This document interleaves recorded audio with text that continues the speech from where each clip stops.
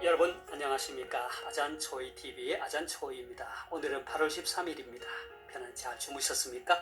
자, 오늘도 우리에게 새날을 주시고 새 생명을 주신 우리 하나님께 감사와 찬송과 영광을 올려드립니다. 오늘 하나님께서 우리에게 주시는 말씀은 베드로전서 3장 15절 말씀입니다. 너희 마음에 그리스도를 주로 삼아 거룩하게 하고 너희 속에 있는 소망에 관한 이유를 묻는 자에게는 대답할 것을 항상 준비하되 온유와 두려움으로 하고. 자, 오늘의 말씀을 제가 중국어로 읽어드리겠습니다. 彼得前书3章15节只要心里尊主基督为圣，有人问你们心中盼望的缘由，就要常做准备，以温柔敬畏的心回答个人。 자, 제가 중국어 성경을 해설해 드리겠습니다. 彼得前书3章15节 베드로전서 3장 15절 말씀. 彼得前书 베드로전서죠. 只要心里尊主基督为圣，只要 다만 뭐뭐 하라.心里 마음속에 尊主基督为圣. 주基督 하면 주 그리스도죠. 주 그리스도를 거룩하게 하다. 주 그리스도가 거룩함을 받게 하다, 이런 뜻입니다. 자, 이 표현은 준 리더밍 웨이성, 주기도문에도 나오는 표현이죠. 주님의 이름이 거룩히 여김을 받으시오며. 자, 只要心里尊主基督为圣 하면 다만 오직 너희 마음에 주 그리스도께서 거룩히 여김을 받게 하며. 한국 성경은 너희 마음에 그리스도를 주로 삼아 거룩하게 하고 했습니다. 有人问你们心中盼望的缘由， 有人 누군가가 问你们 너희에게 묻는다 그죠? 뭘 물어요? 신종, 你们 신종, 너희 마음속에 있는 盼望的缘由.盼望이란 말은 소망이죠. 소망하다. 缘由는 이유, 까닭입니다. 그래서 有人问你们心中盼望的缘由 하면 너희 속에 있는 소망에 관한 이유를 묻는 자에게 就要常做准备. 就要 곧 뭐뭐 하라. 장은 항상 做准备 준비하다. 그래서 就要常做准备 항상 준비하되. 그러니까 대답할 것을 항상 준비하라는 것이죠. 以温柔敬畏的心回答个人. 이란 말은 뭐뭐로서. 温柔란 말은 온유지요. 敬畏 경외. 回答 대답하다. 个人 각 사람. 그래서 以温柔敬畏的心回答个人 하면 온유와 경외하는 마음으로 각 사람에게 대답하라. 한국 성경은 온유와 두려움으로 하고 했습니다. 자, 제가 다시 한번 중국어 성경을 전체적으로 정리하겠습니다. 彼得前书3장 15节 베드로전서 3장 15절 말씀. 只要心里尊主基督为圣, 너희 마음에 그리스도를 주로 삼아 거룩하게 하고. 有人问你们心中盼望的缘由, 너희 속에 있는 소망에 관한 이유를 묻는 자에게는 就要常做准备, 항상 준비하되. 대답할 것을 항상 준비하되 以温柔敬畏的心回答个人, 온유와 두려움으로 하고. 온유와 두려움으로 대답할 것을, 각 사람에게 대답할 것을 준비하라, 이 말이죠. 자, 되겠습니까? 사랑하는 여러분, 오늘의 말씀은 베드로전서 1장 1절에서 말한 바와 같이 사도 베드로가 본도, 갈라디아, 갑바도기아, 아시아와 비두니아에 흩어진 나그네, 곧 유대 그리스도인들에게 보내는 편지의 말씀 가운데 일부입니다. 그러니까 예수님이 오시기 전부터 로마 제국 전역에는 유대인들이 흩어져 살고 있었습니다. 우리는 그들을 디아스포라라고 부르죠. 그들은 그 지역 사람들과 융합되지 못해 오해와 박해를 받으며 살아가는 나그네들이었습니다. 그런데 그들 중에 예수님을 믿는 유대 그리스도인들이 생기게 되었습니다. 이들은 그 지역의 로마인들로부터는 물론 그곳에 살고 있는 동족 유대인들로부터도 따돌림과 박해를 당하는 이중의 어려움을 겪고 있었습니다. 베드로 사도는 이런 어려움 가운데 처한 유대 그리스도인들을 격려하며 박해와 고난이 있을 때 어떤 마음으로 인내를 실천해야 하는지를 가르쳐 주었습니다. 사도 베드로는 오늘 말씀 앞부분에서 우선적으로 열심히 선을 행할 것을 권면합니다. 13절을 함께 보겠습니다. 또 너희가 열심으로 선을 행하면 누가 너희를 해하리요? 그러나 의를 위하여 고난을 받으면 복 있는 자니 그들이 두려워하는 것을 두려워하지 말며 근심하지 말고. 자, 그러니까 사도 베드로는 우리 그리스도인들이 평소의 삶 속에서 열심히 선을 행하면 해를 당하지 않을 것이라고 하면서 열심히 선을 행할 것을 권면합니다. 하지만 그리스도인들이 열심히 선을 행하지만 특히 신앙과 관련된 의를 행하고도 고난을 받는 경우가 있습니다. 그럴 때 베드로 사도는 그것이 오히려 복이라고 가르칩니다. 그리고 핍박을 하고 고난을 주는 그 사람들은 하나님을 두려워하지 않고 세상을 두려워하는 자들이기 때문에 하나님을 믿는 우리 그리스도인들로서는 그들을 두려워하지도 말고 근심하지도 말라고 권면합니다. 왜냐하면 우리 그리스도인들이 진정 두려워해야 할 분은 하나님이시고 그 하나님이 임마누엘로 우리와 함께 하시기 때문입니다.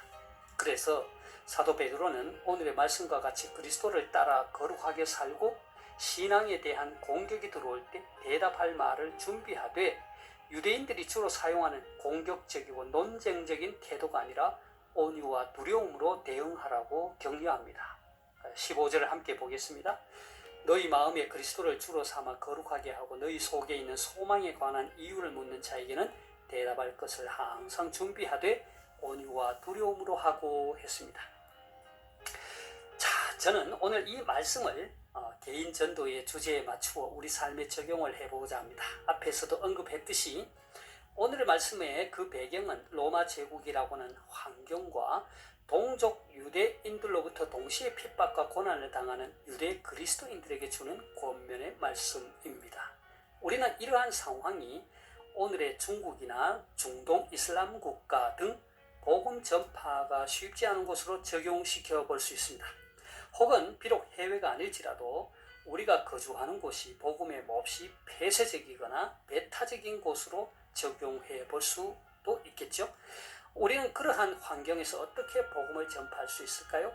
저는 여기에서 지난 2019년 장로회 신학대학교 선교와 신학 제47집에 투고한 게재한 글 가운데 일부를 제가 소개하고자 합니다. 여러 가지 방법이 있지만 오늘 말씀에 비추어서 아주 적절한 방법일 것 같아서 한 가지를 소개합니다. 그러니까 중국이나 중동 이슬람 국가 등과 같은 핍박이 심한 곳에서 우리가 할 수 있는 복음 전도의 방법 가운데 하나가 바로 현존, 그러니까 presence, 현존과 질문에 대한 응답으로서의 복음 전도입니다. 말이 좀 어렵죠? 제가 설명해 드리겠습니다. 우리는 지금까지 복음 전도를 예수님께서 교회에 맡기신 명령으로 이해하고 있습니다. 그래서 이것을 위대한 사명이다 혹은 선교 명령이다 라고 부르죠. 하지만 우리가 만일 복음 전도를 단순히 예수님의 명령에 순종하는 것으로 이해하게 된다면 레슬리 뉴비긴이 말한 것처럼 복음 전도를 기쁨이 아니라 부담으로 여긴다는 것입니다. 복음의 일부가 아니라 기쁨의 그 소식의 일부가 아니라 율법의 일부로 만드는 경향이 있다는 것입니다. 왜냐하면 성경 속에 나타나고 있는 복음 전도는 오히려 온통 기쁨이 폭발하면서 시작되었기 때문입니다. 배척당하여 십자가에서 죽은 예수님께서 살아나셨다는 소식은 도저히 억누를 수 없는 그 무엇이기에 말하지 않고는 못 베기는 그런 진짜 뉴스였던 것이죠. 그래서 뉴비기는 신약 성경에 나오는 교회 복음 전도는 엄청난 폭발로 인한 낙진, 그러니까 치명적인 것이 아니라 생명을 가져다주는 방사성 낙진과 같은 것으로 비유했습니다. 데럴 구더 학자는 역시 교회는 증인으로서 존재하도록 부름을 받았고 이것이야말로 교회 선교의 중심이라고 하면서 교회는 존재, being, 그리고 행동, doing, 그리고 말하기, saying을 통해서 증인으로서의 정체성을 부여해야 한다고 강조했습니다. 그리고 교회 성장학자들이 제시한 복음전도 방법 가운데 P 이론들이 있습니다.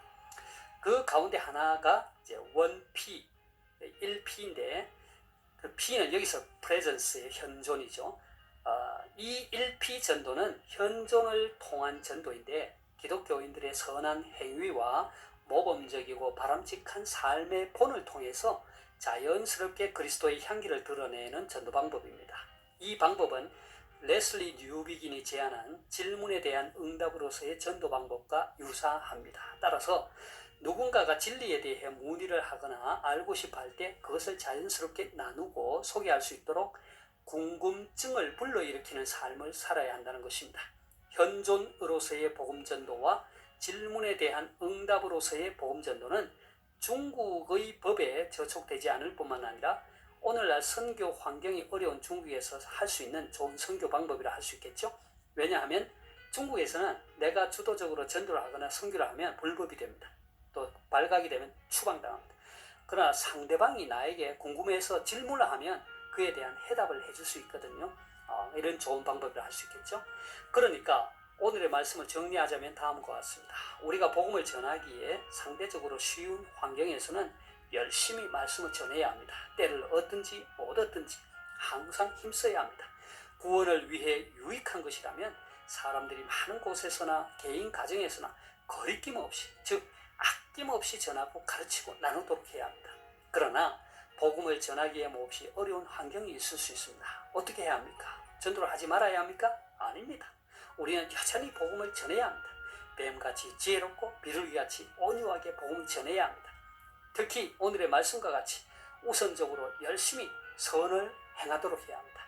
그리고 현지 사람들로 하여금 궁금증을 불러일으키는 삶을 살아야 합니다. 도대체 저 사람은 어떻게 해서 저런 삶을 살 수 있을까 말이죠.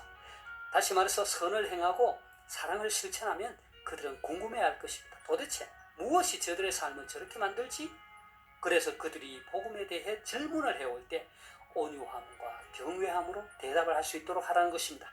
그러기 위해서는 늘 우리의 마음속에 그리스도를 주로 삼아 거룩하게 하고 거룩한 삶을 살고 언제든지 말씀을 나눌 수 있는 준비된 삶을 살아야 할 것입니다. 제가 오늘 말씀을 다시 한번 읽고 마치도록 하겠습니다. 베드로전서 3장 15절 말씀, 너희 마음에 그리스도를 주로 삼아 거룩하게 하고 너희 속에 있는 소망에 관한 이유를 묻는 자에게는 대답할 것을 항상 준비하되 온유와 두려움으로 하고彼得前书3章15节，只要心里尊主基督为圣，有人问你们心中盼望的缘由，就要常做准备，以温柔敬畏的心回答个人。 하나님께서 여러분에게 복 주시기를 원합니다. 愿神赐福大家，明天再见，내일다시뵙겠습니다